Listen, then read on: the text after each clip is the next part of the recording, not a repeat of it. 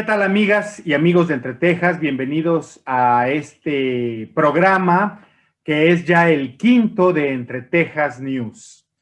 En esta ocasión vamos a tratar el tema de la violencia de género, de las mujeres desaparecidas, de los feminicidios que cada vez cobran mayor relevancia en nuestro estado por la cantidad y frecuencia con que ocurren.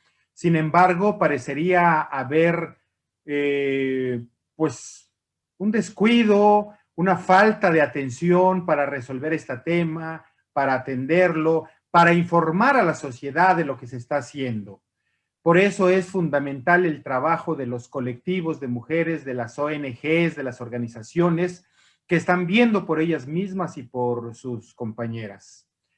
Es terrible enterarse, por ejemplo, que en la década reciente más de 1,300 mujeres han desaparecido o han sido víctimas de violencia, de feminicidios principalmente.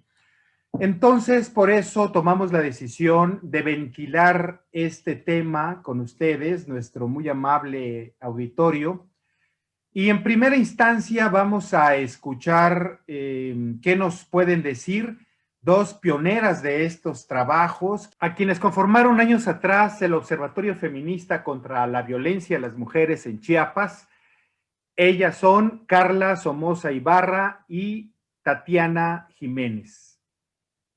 Vamos a escucharlas porque en buena medida en torno a este grupo que se puede encontrar en su página de Facebook y que es una página muy solicitada y recurrente para saber cómo están las cosas en el tema de las mujeres y la violencia contra ellas en Chiapas. Vamos a escucharlas.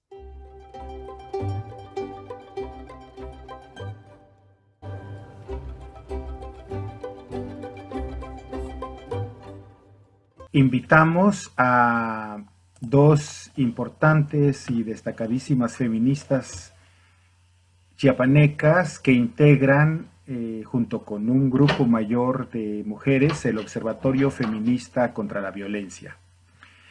Ellas son Olga Tatiana Jiménez Domínguez y Carla Somoza Ibarra.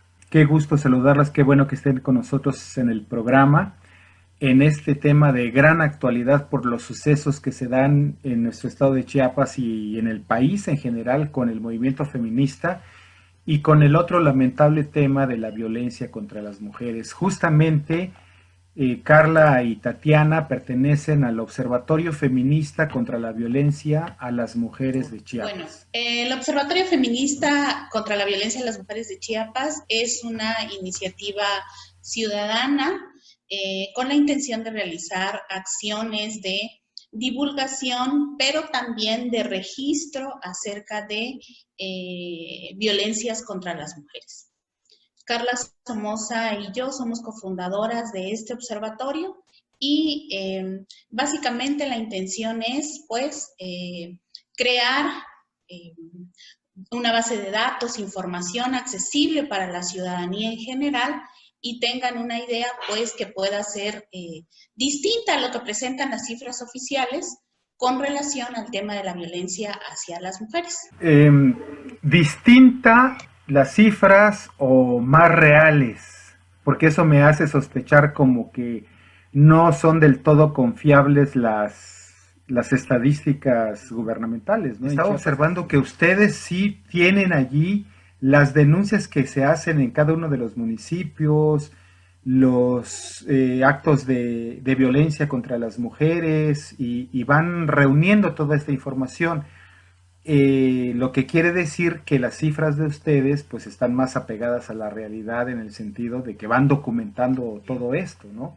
Si quieres, Carla, entramos en materia con las estadísticas que nos traes para compartir. ¿Qué te parece? Y sobre eso vamos comentando después algunas inquietudes que surjan. Aproximadamente 40 periódicos, los revisamos todos los días y creamos una base de datos para contrastar nuestras cifras con las cifras oficiales. En un inicio, nosotras no encontrábamos, antes del 2016, no encontrábamos ninguna cifras disponibles en ningún lugar y estuvimos buscando en instituciones y por otros medios, pero no estaban disponibles. Después de la emisión de la alerta de género, ya comienza en la página oficial de la alerta a mostrarse algunas cifras, que es las que voy a señalar ahorita. Pero antes de eso, pues no encontrábamos. Entonces, nosotras teníamos este interés por, tanto como académicas historiadoras, pensar en las temporalidades de los cuerpos de las mujeres y la historización de los tipos de muertes en la vida cotidiana de las mujeres y como feministas, pues generar una denuncia hacia la violencia a las mujeres y que esto posibilitara la creación de políticas públicas por parte nuestra, por parte de las personas que decidieran tomar nuestras cifras.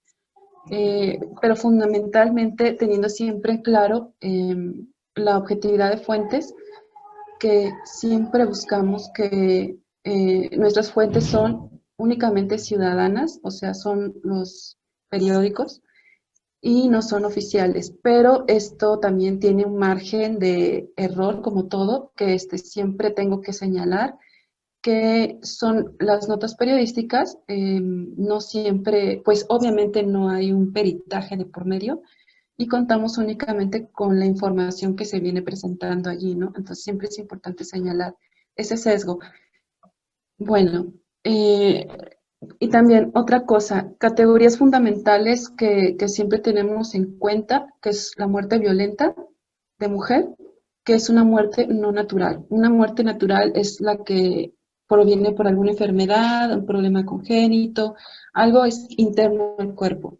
Y una muerte violenta, pues serían los homicidios dolosos o culposos, los suicidios, los casos fortuitos, causas de fuerza mayor, como inundaciones, terremotos, accidentes viales. Bueno, entonces esa premisa es importante, ¿no? Este, sobre todo que, por lo tanto, toda muerte violenta la tenemos que registrar porque no sabemos si esta muerte sea un feminicidio o no. O sea, hasta que después se lleve una investigación por parte de las autoridades, pues se sabe exactamente si este accidente fue un accidente o si fue un homicidio o si fue un feminicidio. Como...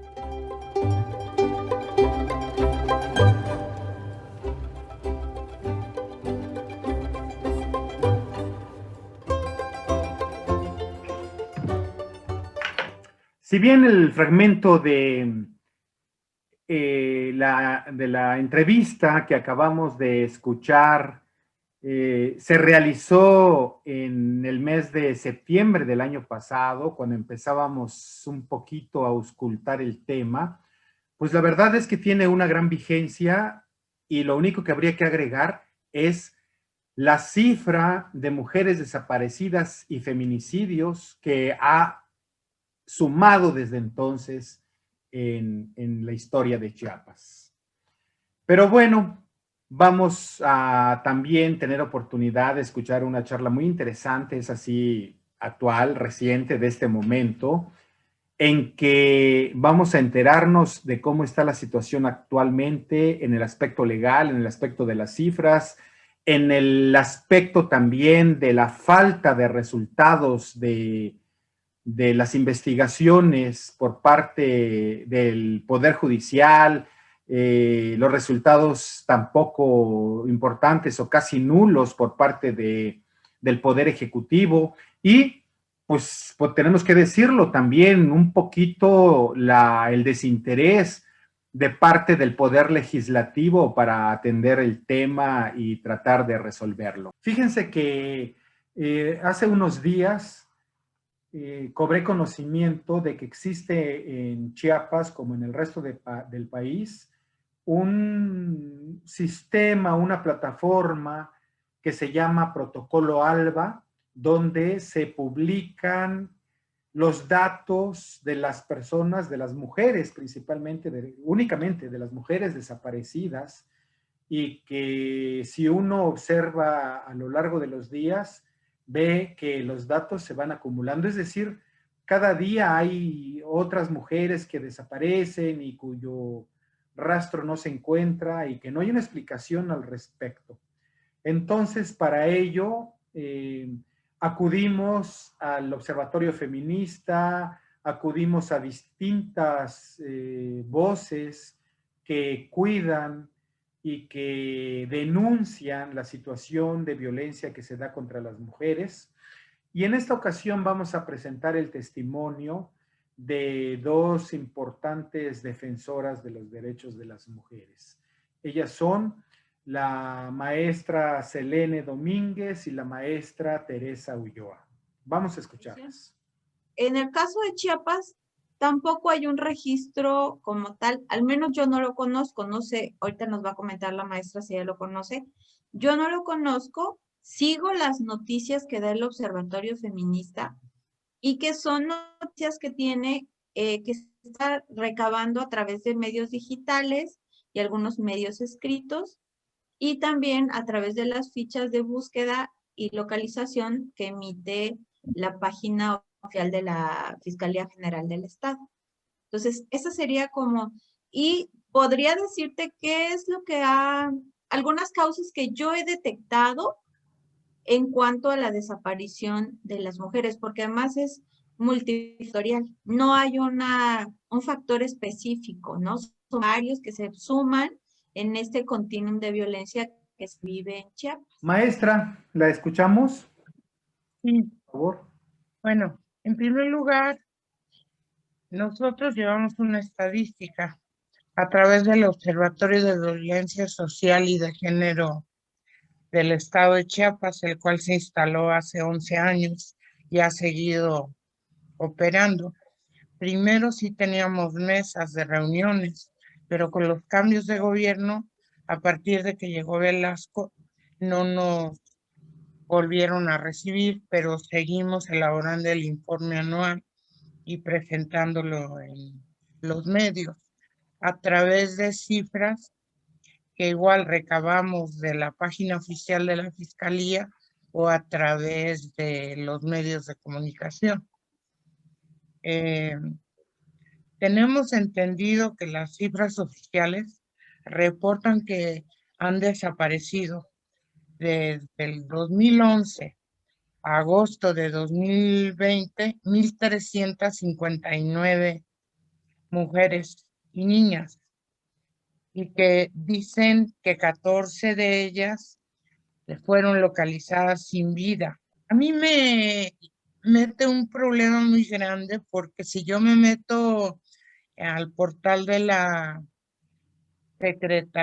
Fiscalía General, encuentro, ellos oficialmente informan que siguen 109 desaparecidas, pero yo encontré en el portal en donde dice se buscan a más de 324 mujeres y niñas desaparecidas, además de que no se está cumpliendo con la sentencia de la Corte Interamericana de Derechos Humanos, que claramente estableció que tiene que haber un portal único para mujeres y niñas desaparecidas, asesinadas, etc.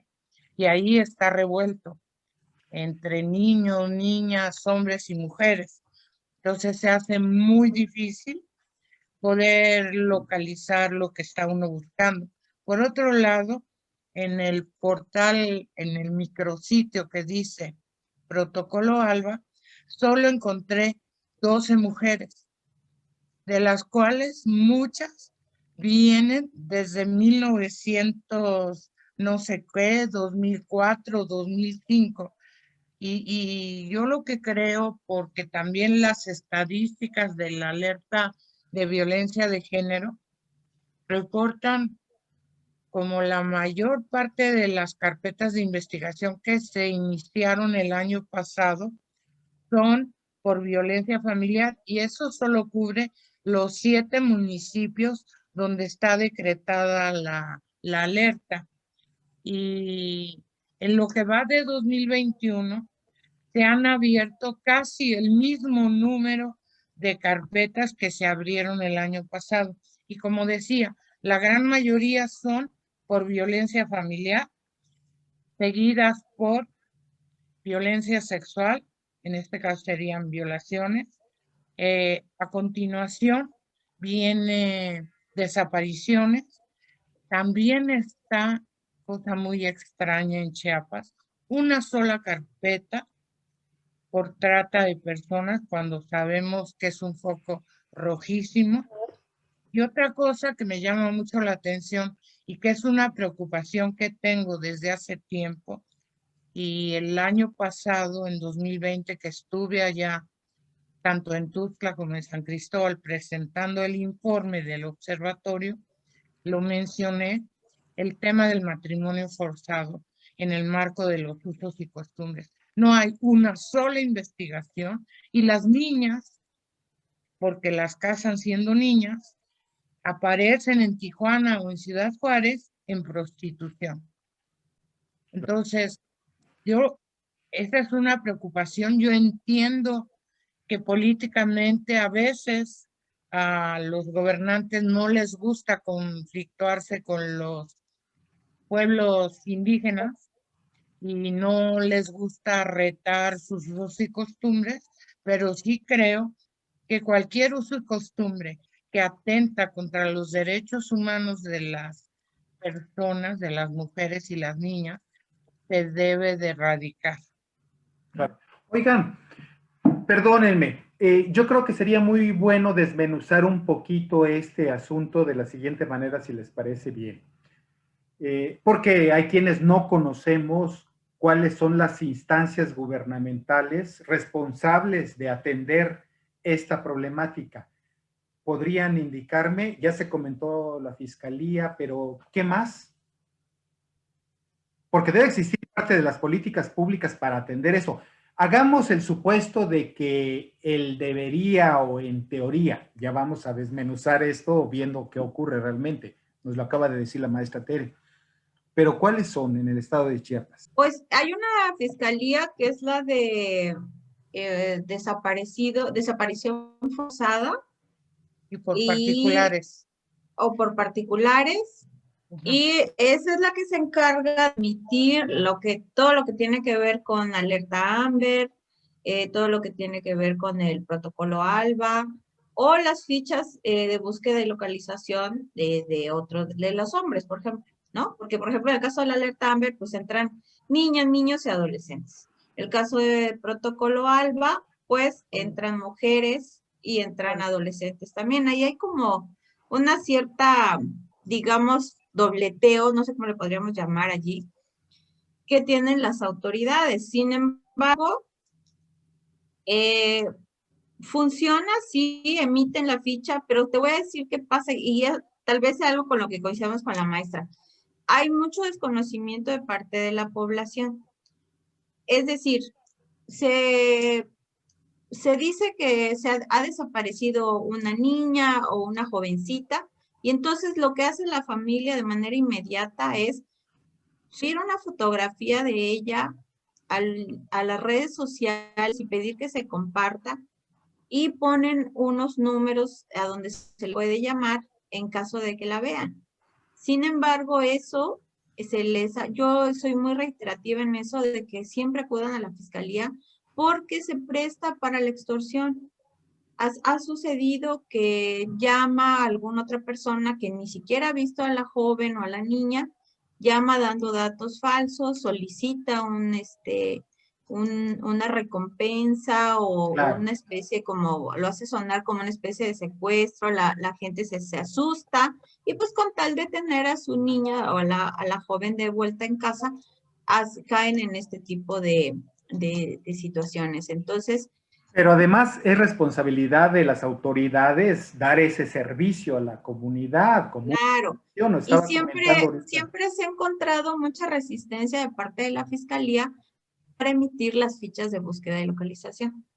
Yo quiero comentarles que antes de hacer este programa, busqué en la página de la Fiscalía, busqué a la responsable del tema de la alerta Amber, le mandé un mail invitándola a que fuera tan gentil de darnos una entrevista para que nos explicara en qué consistía, ¿no?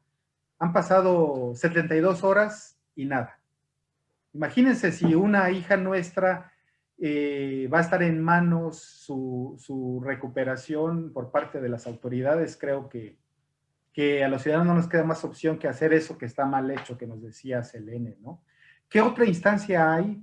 ¿La Secretaría de la Mujer no tiene responsabilidad en eso? En desapariciones, no. No. Hay la Secretaría de Gobierno, sí.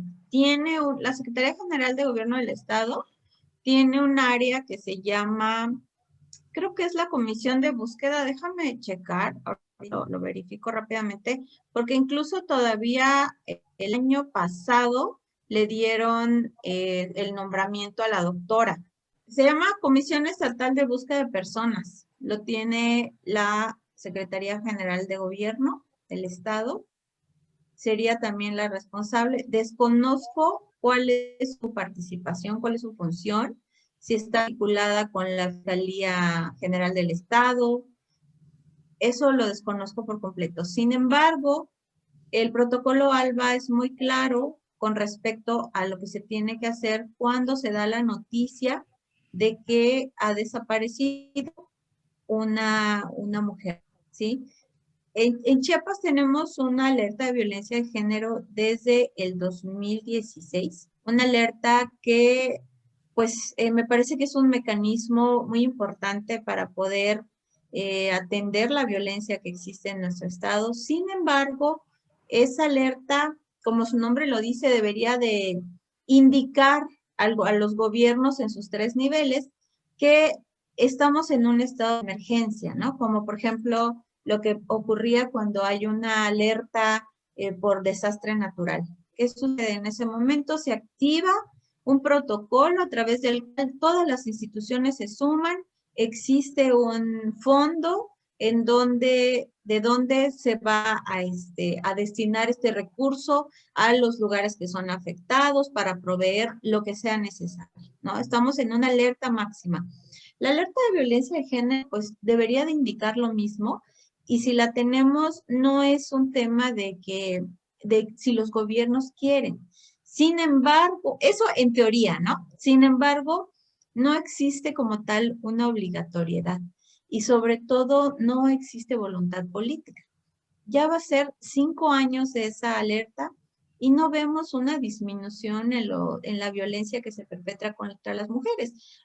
Incluso teniendo Chiapas 122, bueno, me parece que ahorita son 123 municipios, solamente se decreta para 7 municipios y le llaman 15 localidades indígenas. Esta situación de por qué se les denomina comunidades, también desconozco cuál fue el criterio para denominarlo, porque son municipios. San Juan Chamula, Uxchuc, Teopisca incluso, Chenaló, solamente son las únicas que tienen esta alerta. Ahora bien, existen medidas que no deben, y existe una coordinación de la alerta que está a cargo precisamente de la Secretaría General de Gobierno, la cual tiene, en este caso sería la maestra Cecilia, quien sería la coordinadora. Y también existe un enlace operativo que es la maestra Candelaria Rodríguez, y que es la encargada, como su nombre lo dice, de operar la alerta. Entonces, esa alerta ha pasado en varias instituciones, ya estuvo en la Fiscalía en su inicio, estuvo también en la CEIGEN, actualmente está en la Secretaría General del Estado, y entonces nos ponemos a pensar qué han hecho. Desafortunadamente es una alerta, una coordinación que no tiene una estructura, no tiene, y no solo estructura humana, no tiene, y que cumpla con los perfiles necesarios y pertinentes para poder tener esta coordinación. Y no es que CANDE no las tenga, claro que tiene, pero es la única. El personal en su mayoría no está capacitado, no tiene un perfil, digamos, de políticas públicas que sería muy necesario, de planeación, y entonces no tiene un recurso propio, se sostiene del poquito recurso que da CONAVIM y que actualmente está muy recortado, y entonces se ha creído durante muchísimo tiempo que la única responsable de llevar a cabo esta alerta es la coordinación, cuando cada institución debe asumir la responsabilidad que tiene. Lo vimos claramente en el caso Mariana. Desafortunadamente, ni la UNACH ni la Secretaría de Salud pudieron hacerse cargo de esta responsabilidad. Se hacen que no conocen, porque podrían decir, bueno, ¿yo qué puedo hacer? Bueno, ¿qué puedes hacer? Tener maestras como catedráticas, podrías tener una unidad de atención a la violencia de género, podrías sancionar a los maestros denunciados por acoso, por hostigamiento sexual, podrías, atendiendo que Chiapas es un estado en alerta porque hay violencia hacia las niñas, adolescentes y mujeres, podrías tú atender que las mujeres que se van a los servicios sociales estén en condiciones seguras. Esto lo pueden hacer. Sin embargo, tanto la UNACH como la Secretaría de Salud, que tiene la obligación de, a través de la NOM 46, de darle vista a la Fiscalía del Ministerio Público de la violencia que está sucediendo, hizo caso omiso. Entonces, si cada institución se pudiera o tuviera esta voluntad para sumar a la alerta funcionaría. Entonces, pero se lo estamos dejando a una mujer. Ella no lo puede hacer, porque además ni siquiera tiene dinero para ejercer ninguna política pública o para echar a andar las medidas. Ahora, eso es en lo que respecta al Poder Ejecutivo. ¿Qué está pasando en los municipios? En esta idea de la autonomía, simplemente lo dejan de manera muy discrecional. Si quieren dotar de algún recurso, no. Se les ha pedido que tengan institutos para atender los casos de mujeres o para atender las peticiones de las mujeres, los institutos de las mujeres. ¿Y qué ha pasado? Abren una oficina escondida, nadie sabe dónde está, ponen 2, 3 escritorios que traen de otro lugar, la gente, mueven gente que no tiene los perfiles y que a veces ni siquiera está interesado ni conoce el tema y los llevan allí. Entonces, ¿qué están haciendo esos institutos? Absolutamente nada, ¿no? Cuando la municipalidad es tan importante para la ciudadanía, porque es nuestro primer contacto con el gobierno y desde donde se podría prevenir la violencia, ¿no? Entonces, estamos ante todo este escenario y, bueno, algo que sucedía muy a menudo es que llegaban a denunciar la desaparición de las mujeres y les decían, se tiene que esperar tantas horas, 24, 48, 72 horas, te decían, ¿no? Se fue con el novio quizá, ahí va a regresar, o ha de estar en una fiesta. Se hacía, digamos, que se le quitaba la importancia de atender de manera pronta la desaparición de esa mujer, le podría haber sucedido cualquier cosa y sabemos a través de muchísimas experiencias que las primeras horas para que busques zonas son vitales. Entonces, cuando el protocolo ALBA bueno, quiero decirte que este protocolo ALBA también surge, como lo comentaba la maestra, ya habían antecedentes en 2003 en Ciudad Juárez. Se modificó en 2012 a raíz de que se emite la sentencia de Campo Algodonero de la Comisión de la Corte Interamericana de Derechos Humanos y se hacen estas modificaciones. Sin embargo, es hasta más, creo, no sé, maestra, si usted tendrá otro dato, pero yo creo que en el 2018, todavía con el fiscal Raciel Salazar, se firma el convenio de protocolo ALBA en Chiapas. O sea, desde 2013 en Ciudad Juárez, 2012 modificación, y es hasta 2018 o un poquito antes, tal vez 2017, no estoy segura, que se firma en Chiapas y en otros estados. Entonces, ¿qué te dice el protocolo ALBA?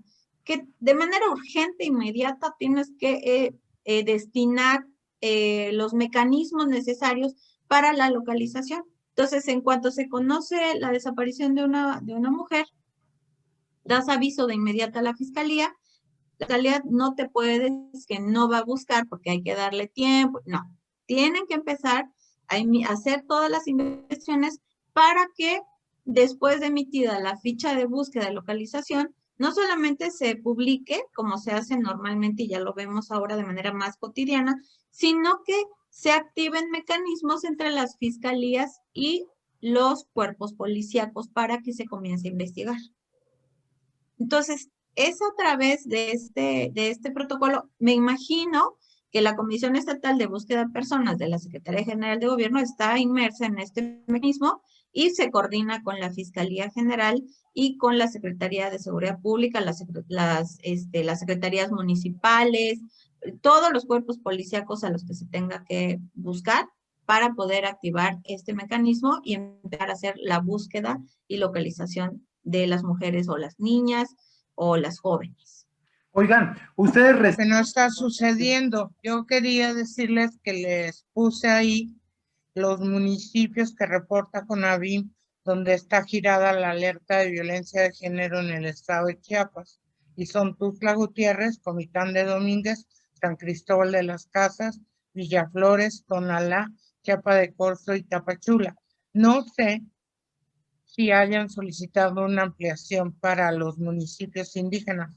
Eso no está reportado en CONAVI.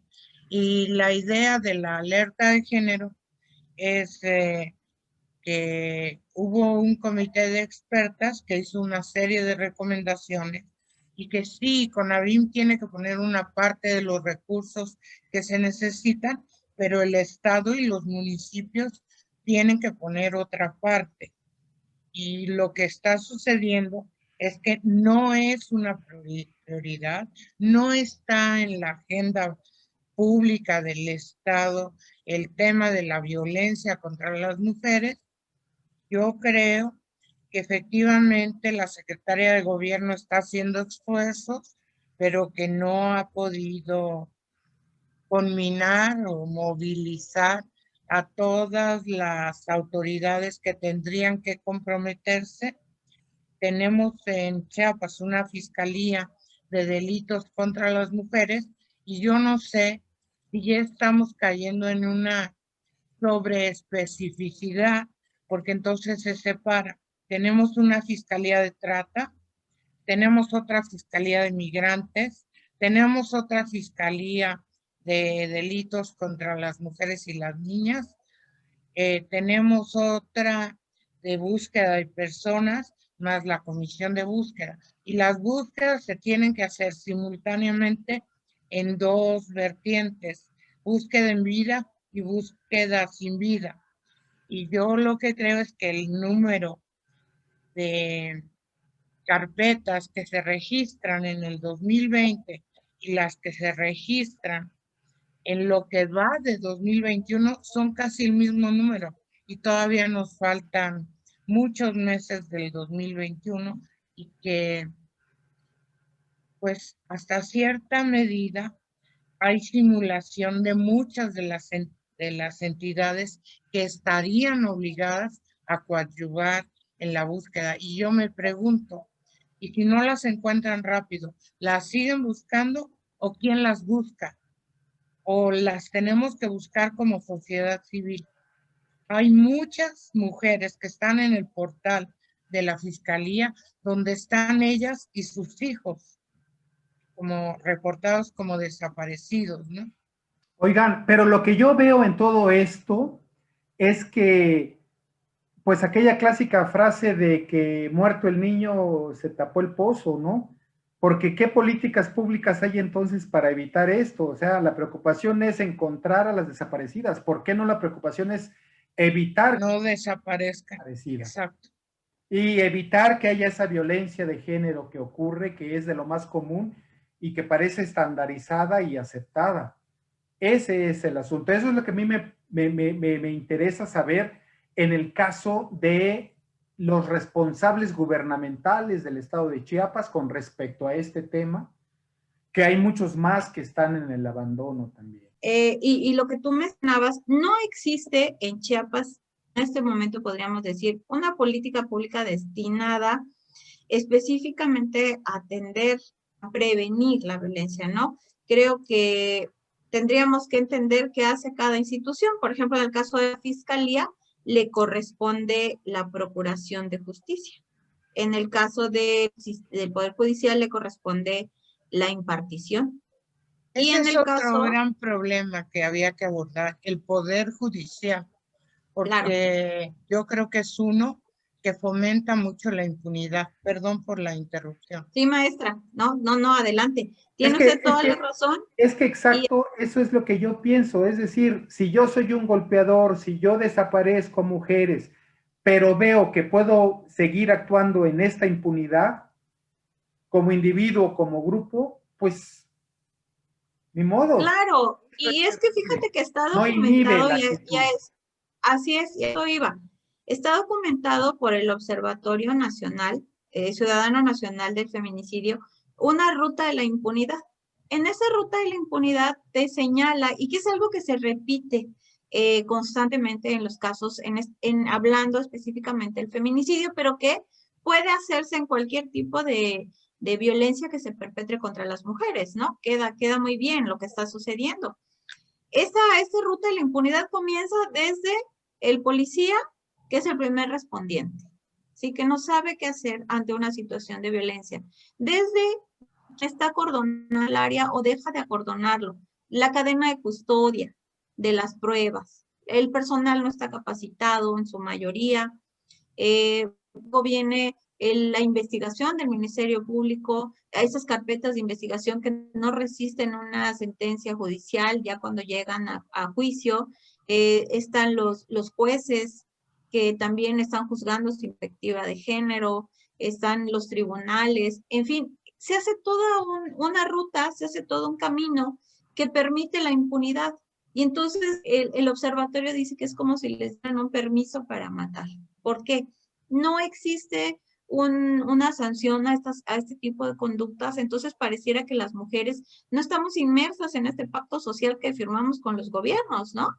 Y resulta que toda esta estructura misógina, machista, patriarcal que existe tanto en la fiscalía como en el poder judicial, se confabula precisamente para fomentar la impunidad y con eso aumentar la criminalidad. Y si bien es cierto que toda la ciudadanía sufre de esta criminalidad, también es cierto que somos principalmente las mujeres, las niñas, las jóvenes, quienes están siendo más afectadas por la impunidad que da paso a mayor criminalidad. Entonces, entendiendo lo que hace cada institución, no vemos que exista. Lo que no hace. O lo que no hace, Mi pregunta va por efectivamente. ahí. ¿Alguien tiene la cifra de colectivos, observatorios, asociaciones civiles en defensa de la mujer o con asunto de género en el estado de Chiapas? ¿Y por qué hay tantas? Porque no funciona quien tiene la responsabilidad de salvaguardar la integridad de las mujeres. O sea, de entradita yo pensaría en eso, digo, pues bueno, la sociedad civil de alguna manera se tiene que organizar para hacer el contrapeso de la indolencia y la falta de atención por parte de las autoridades, ¿no? Porque hace rato comentabas, Selene, el asunto de que no había una estructura en el caso de la Fiscalía o de la Secretaría General de Gobierno, pero no. La coordinación general de la coordinación general de la alerta. Pero no hay ni resultados, o sea, seguimos padeciendo el tema de que ya se cometió el delito y bueno, vamos a ver cómo resarcirlo, subsanarlo, castigarlo, pero A ver, el fin del derecho penal justamente es que las sentencias sean tan fuertes que logren inhibir la comisión de los delitos. Es como para ponerles un ejemplo. El problema es que no se están poniendo los ejemplos y que efectivamente ese sería la última ratio, ¿no? El derecho penal. Pero antes de llegar ahí, se tendrían que implementar una serie de medidas que desmontaran los estereotipos de discriminación y de opresión hacia las mujeres y las niñas. Se tendría que trabajar con el grupo que mayormente las violenta. Se tendría que, en fin, tomar una serie de medidas. Ahora el problema de la violencia digital y que tanto están las niñas y las jóvenes metidas en las redes sociales porque por ahí o en el internet reciben su educación, pues ha traído como consecuencia que también aumenten las modalidades y las formas de violencia contra ellas. Y no se está haciendo nada. Y tendríamos que empezar a hacer algo, ¿no? Sí, yo quiero decirles que gracias a ustedes que nos concedieron esa entrevista, pues confirmo la alarma que me causó conocer las estadísticas del protocolo ALBA. O sea, con todo el desparpajo del mundo, desapareció esta y aparece el día siguiente otra y otra, pero al final de cuentas no son las estadísticas completas, existentes, y otra vez la opacidad y el ocultamiento de la información, que es la forma en que se esconden los problemas de gobernabilidad de nuestro Estado, ¿no?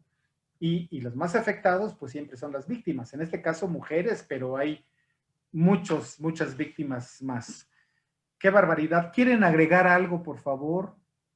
Sí, a mí me gustaría comentar, bueno, yo me oriento más al tema de feminicidios, más que de personas desaparecidas, en este caso mujeres.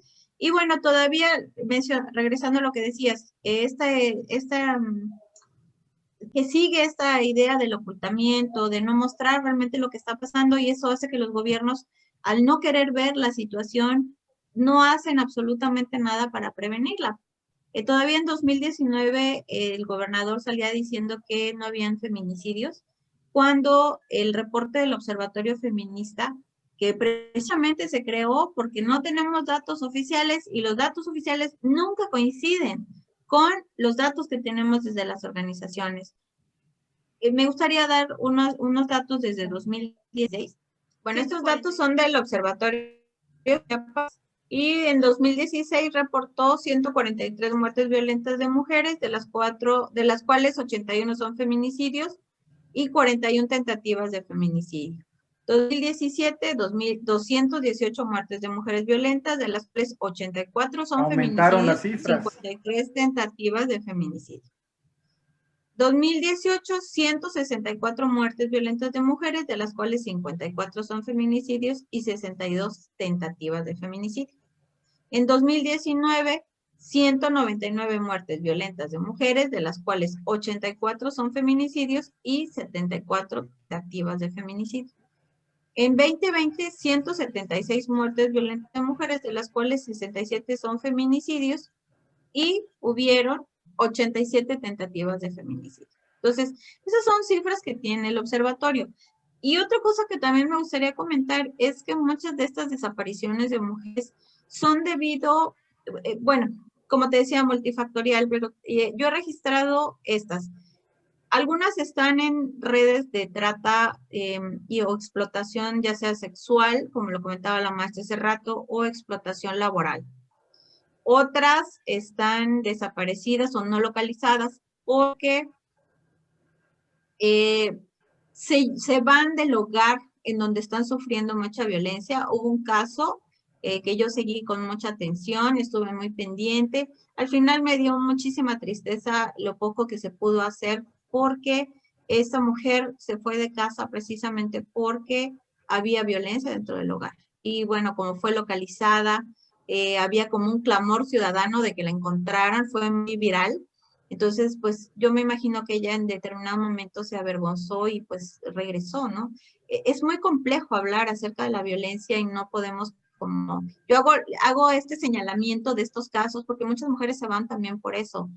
Y otra de las causas, cuando vemos que están, muchas niñas están desaparecidas o no localizadas, es porque los padres las están secuestrando, se las están llevando, bueno, y que no aplica el tipo penal del secuestro, me queda claro, porque son los papás. Sin embargo, prácticamente es lo que hacen, porque les están arrebatando a estas mujeres, a sus hijos e hijas, para seguirlas violentando, para seguirlas manipulando, para castigarlas, ¿no? Que en su mayoría son mujeres que han decidido separarse por violencia en el hogar, se llevan a los hijos e hijas y el papá lo que hace es quitarle a los niños o a las niñas y llevárselos, en su mayoría ni siquiera los está cuidando él, tiene otra persona quien los cuida, que mayormente son las mamás, las abuelas, una tía, una hermana que se hace cargo de los niños y niñas. Pero es una forma de castigo hacia las mujeres. Otra donde vemos a las mujeres y niñas o niños también en fichas de búsqueda y localización, en su mayoría son porque son mujeres huyendo del hogar por violencia que se perpetra hacia ellas y que están buscando pues salir de ella, ¿no? Y pues obviamente se llevan a los niños y niñas. ¿Qué se está haciendo en este caso específico, que es el tema de sustracción de menores? Ya hay una iniciativa en el Congreso del Estado que le está llevando la Comisión Especial para atender, bueno, ya la Comisión para atender los feminicidios, ya es una comisión ordinaria, y se trabajó en varias mesas interinstitucionales que estuvo el DIF, SBINA, la Comisión Estatal de Derechos Humanos, el Poder Judicial, Fiscalía del Estado, Secretaría de Seguridad Pública, el propio Congreso, obviamente, en donde se hicieron el CEJUM también, que es el Centro de Justicia para las Mujeres, en donde se hicieron modificaciones al Código Penal en el tema específico de sustracción de menores, porque había una problemática. Es decir, la mujer se separa, se sale del hogar y ¿qué hace? Se lleva a los hijos e hijas. Entonces, a veces hay un convenio con el papá, con el esposo, y llegan a ciertos acuerdos con respecto a la custodia de los menores. Pero cuando el hombre, que es un agresor en su mayoría, ve que esa mujer no va a regresar con él, que ya no pueden manipularla, quiere seguirla violentando, le arrebata a los niños y a las niñas. Entonces, las mamás van a denunciar a la fiscalía, pero el código era muy claro al decir que solamente aplicaba el delito de sustracción de menores si se tenía la custodia legal, es decir, una sentencia emitida por juez. Y en su mayoría las mujeres no la solicitan, ¿no? Porque ya hay un convenio con el papá. Entonces, al no tener esa custodia, no aplica el tipo penal. Se le indicaba que fuera por una vía familiar, pero la vía familiar, y más en pandemia, y que estas sustracciones de menores aumentaron en la pandemia, pues los juzgados están casi cerrados, o sea, están operando muy poquito, y la vía familiar es muy larga, muy compleja, tarda mucho tiempo, mamás que tienen 3, 4, 5 años sin ver a sus hijos e hijas, es muy complicado. Entonces lo que se hizo es que se le hizo una modificación al tipo penal y también al Código Civil para que se considerara una custodia de la madre, en este caso, que es quien se queda normalmente, las mamás nos quedamos con los hijos y las hijas, se considera la custodia de hecho. Es decir, que aunque no tuvieras una sentencia judicial, sí podías solicitar que personas que testificaran o comprobar que tú tienes la custodia de las niñas y niños. Entonces, ya se hizo la modificación, está por pasar al pleno, y pues bueno, esperamos que haya una aprobación unánime de las legisladoras y legisladores de este Congreso. Entonces, eso podría aplicar como una política pública, como una estrategia, pero pues es la única, porque finalmente la violencia que se está dando en los hogares, la violencia que existe, e incluso de los juzgadores, ministerios públicos y demás, a donde vamos a denunciar a las mujeres esta violencia, continúa. Entonces, no hay en sí algo que prevenga, y también dentro de los hogares algo que prevenga este tipo de violencia. Las lagunas legales, luego se detuvieron las leyes, pero la justicia, al contrario, se detuvo la justicia, pero las leyes continuaron y bueno, en fin, qué terrible. Maestra Ulloa, ¿algo que quiera comentar? Pues se pueden tener leyes, se puede contar con la alerta, pero si no hay voluntad política y no hay presupuestos para aplicarla y para responder a la velocidad que el fenómeno de la violencia requiere, y si no se está previniendo, es como si no se hiciera nada. Ojalá de verdad se ponga el dedo en la llaga y se empiece a trabajar para hacer políticas públicas de prevención. desde las escuelas, desde las comunidades, desde todos los ámbitos, ¿no? Para que realmente se vea una disminución.